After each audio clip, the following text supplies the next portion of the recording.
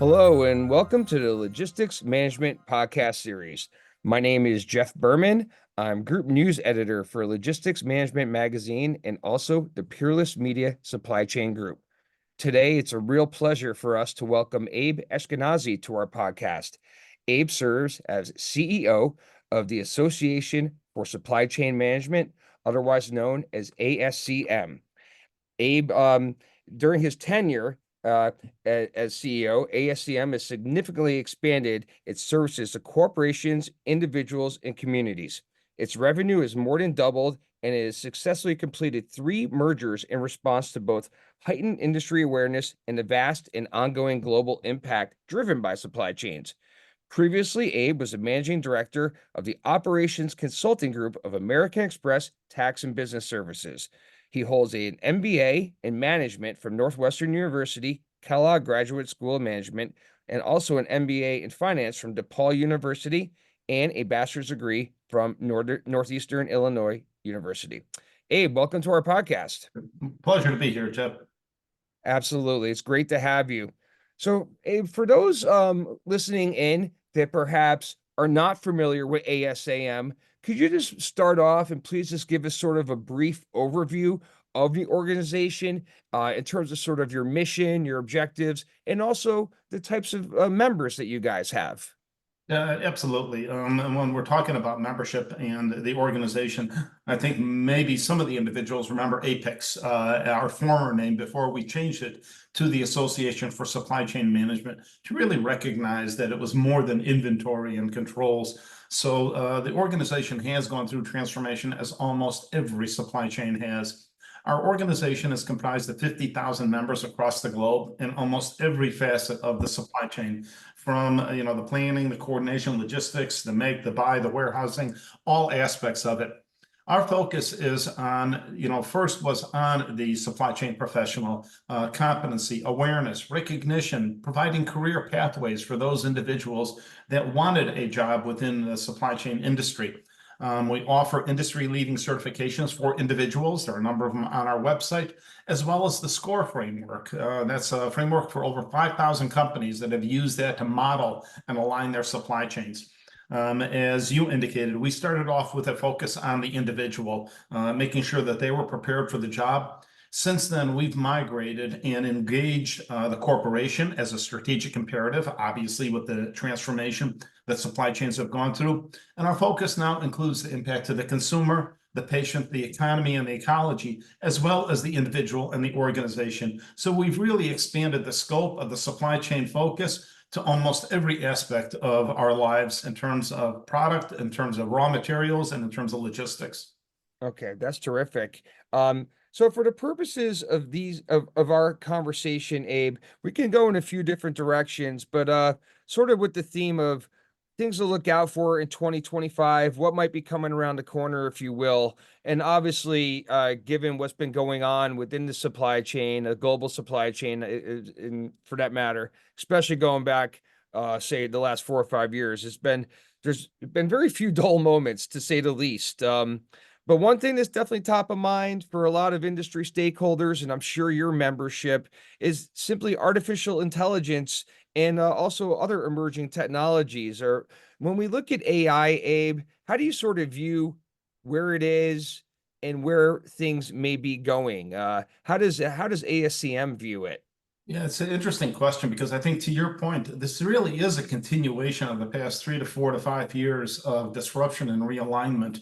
Not only from the pandemic, but we were living in a very, efficient system prior to the pandemic. Just in time was almost the hallmark of every organization. Reasonable prices, rapid delivery, significantly, options in terms of the product and the availability of it.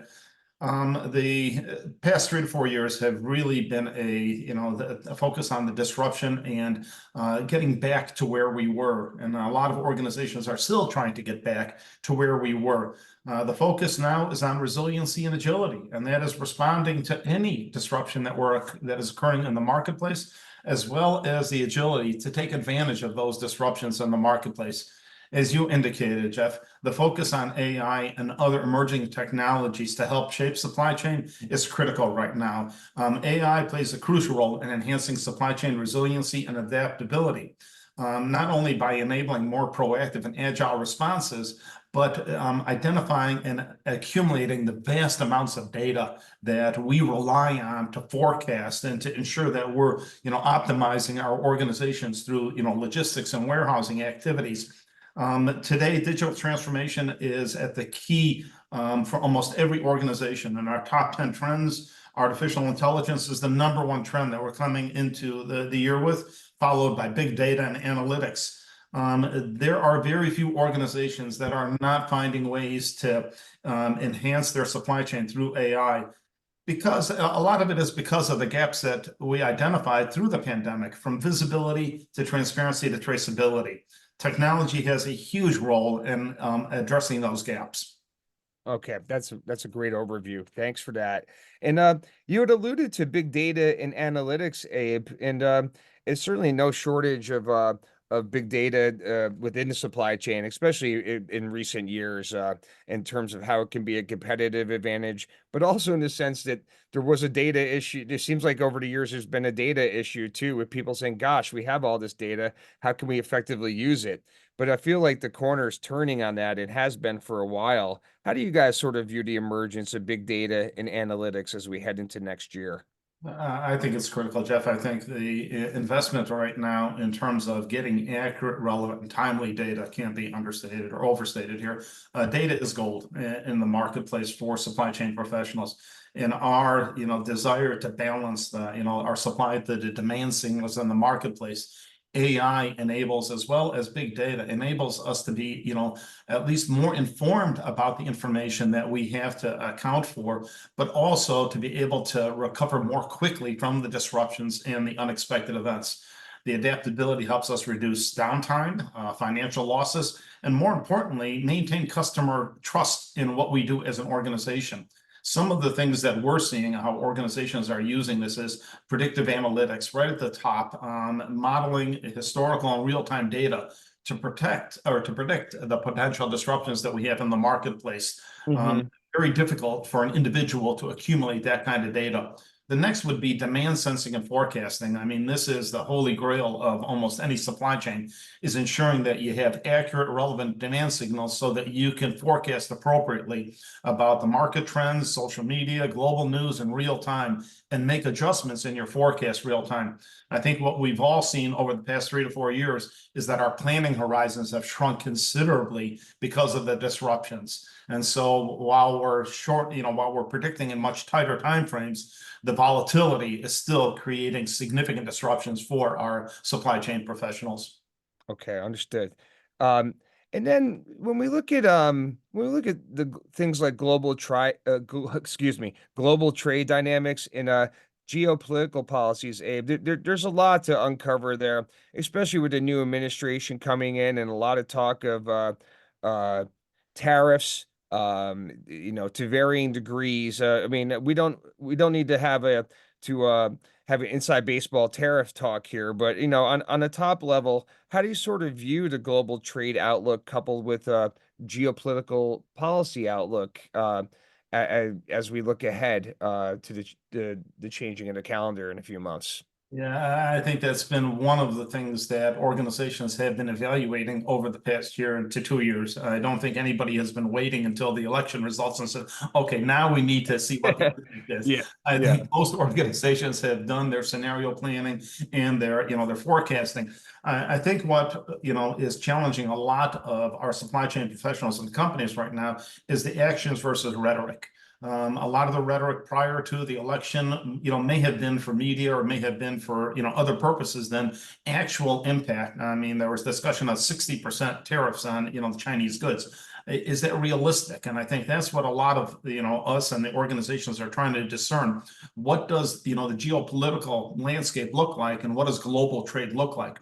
As we start to take a look and navigate, through the new administration, we're sensing or we're looking for signals in terms of how this is going to play out in real time. Obviously, there are things that can be done for organizations.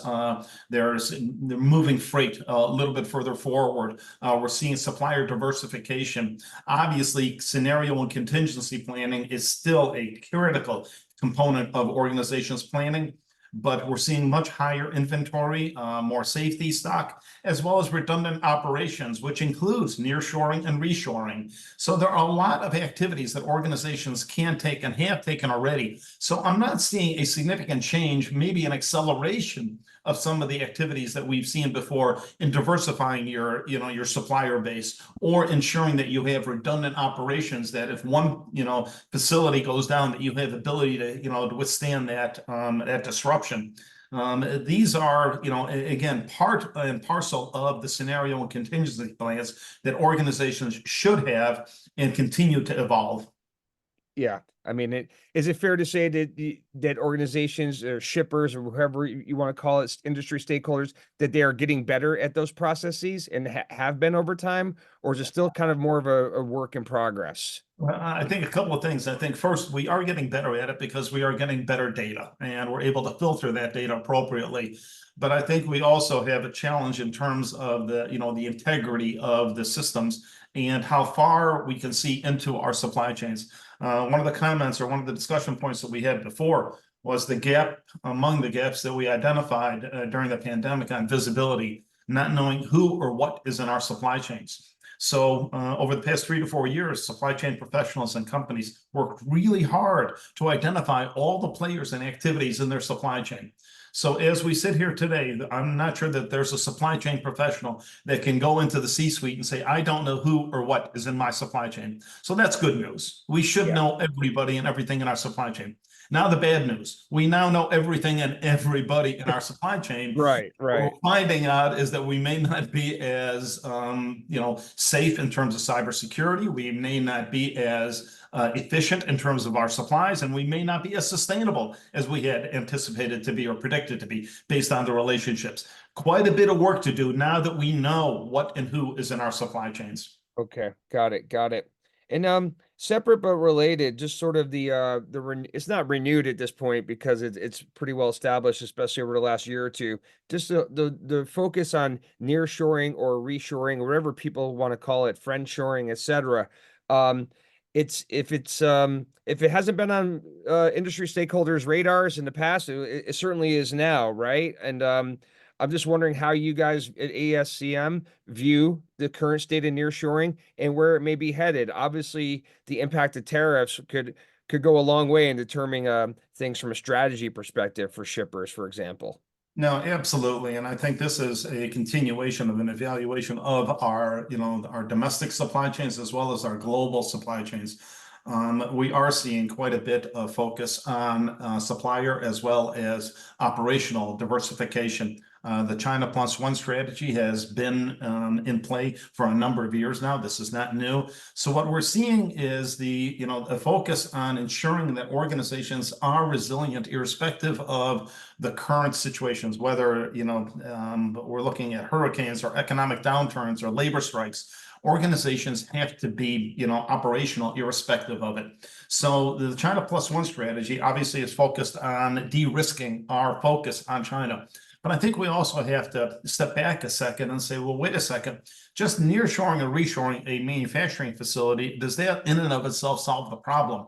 I think a good example is what we're seeing right now in Phoenix with TSMC and the chip factory over there. Mm-hmm. The ecosystem necessary to support that is years in the making. It is not something that you could just flip the switch and have trained employees and the necessary support structure. So as we sit here today, as they're building out TSMC, they're bringing in workers from Taiwan because we don't have trained individuals today. So nearshoring and reshoring is one aspect of it, but the issue necessary to support those activities needs to also be, approached. The last issue is ensuring that we have competent, capable employees. And too often we wait until the last minute to focus on the talent side.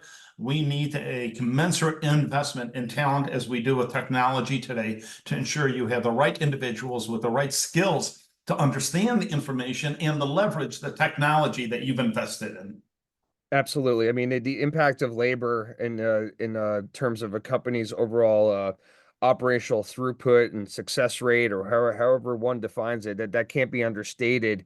Do you think if in say a year or two and the tariffs are all kicked in and we are seeing a more renewed or an ongoing focus on the domestic supply chain, that labor will continue or will be at a even higher premium than it is now, simply because of increased job availability and increased requirements for certain skill sets? Absolutely, Jeff. I think there is as we indicated before, an entire ecosystem that needs to support this, reshoring. Whether we're talking about EV batteries or whether we're talking about chips, there is a need for competent, trained individuals, as well as individuals who understand the technology that's being invested in. Organizations are making significant investments in their technology, whether through AI, machine learning, but we need to ensure that we have individuals that are competent and can understand the data that is going in there right now. There are a number of studies that were done in terms of the talent coming out of colleges right now and where we're overweighted and where we're underweighted. We Hmm. are overweighted in technology and analytics. The systems are much more powerful than we're using them right now, and we're only scratching the surface in terms of the integration of technology. So that's a very positive aspect of it, that there is some runway there. On the downside is that the individuals coming into the workforce don't have critical thinking or problem-solving skills. If you marry those two data points together, you got technology that's much more powerful and individuals who don't understand the data coming in or out. That's not a good combination. We Yeah. need to ensure that we have individuals that can understand information, use their experience, use their education appropriately to help organizations not only leverage the data, but make much more informed decisions. Okay, got it. And that's an interesting segue to sort of how you sort of view, Abe, the evolution of the supply chain workforce. I mean, it's kind of something, it's kind of like the tide, right? It sort of never stops. There might be some ebb and flows, but without a good workforce, I mean, it makes everything else kind of hard to function and operate. How are things progressing on that point in terms of the evolution of it all? I think we're seeing a couple of things. First, I think the awareness of supply chain is significant because, 5 years ago, individuals in supply chain, if they explained to their friends and their family that they worked in supply chain, they'd get this quizzical look like, what do you supply? And so that's Yeah, the yeah. first good news, is that we don't have to explain to our friends and our family what supply chain is. There may not be a deep understanding of it, but at least there's an awareness of the term supply chain. So Sure. individuals are now looking for this as a career opportunity. A data point here, around 2000, we maybe had 12 programs in the world that had a baccalaureate or a master's degree in supply chain. As we sit here today, there are over 700 schools that are offering baccalaureate or master's degree. Obviously, a recognition of the talent demand that's in the industry. As we do that, we need to ensure that the foundational content that we're providing them, is matching what the companies are looking for. And I think this is one of the areas that we'd like to see a little bit more alignment with academics, as well as our organization or other organizations that provide advanced training and content. We need to align our work with the academic institutions so that organizations are getting the talent at the right level. While it's a benefit to us that individuals may not be as prepared coming into the workforce because they'll come to us for our certification, I'd like to see a little bit more focus on the fundamentals of content and supply chain in the schools right now. But the demand right now, Jeff, is so high for supply chain professionals.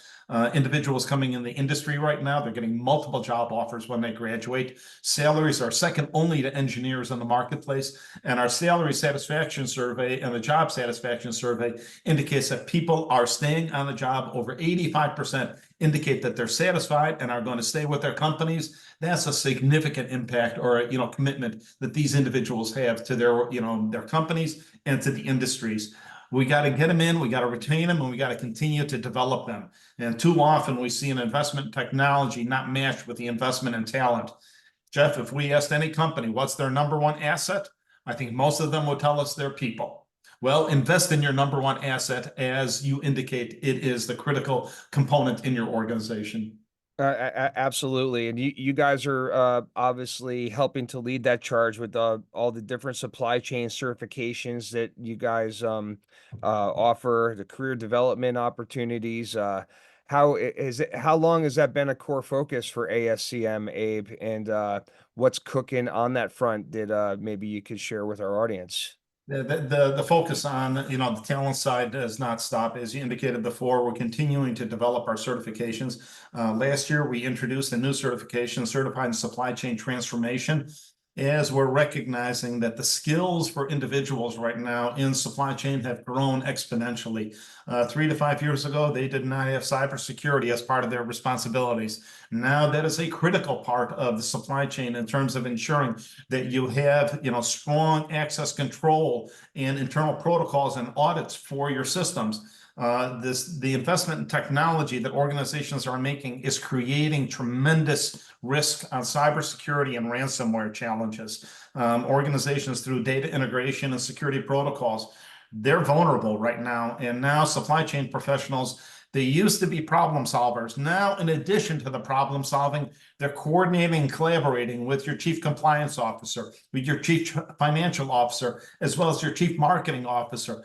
The collaboration necessary is critical right now. For years, Jeff, we've advocated for supply chain professionals to have a seat at the C-suite, to be recognized for the contributions they make to their organizations. We finally have that. Now we need supply chain professionals to use their voice as an advocate for educating employees and ensuring that you have a trustworthy and a competent and capable workforce to affect your strategies. Okay, that's great. And something when we had been touching upon technology earlier, Abe, I forgot to ask about cybersecurity within the supply chain. There's been obviously there's been some carriers that have been, compromised may not be the right word, but they were hacked, systems were down. It's happened to big name companies, it's happened to smaller name companies. Either way, it's an issue and a big challenge. And it impacts operations, it impacts relationships, etc. How do you sort of view the current state of cybersecurity as it relates to the supply chain?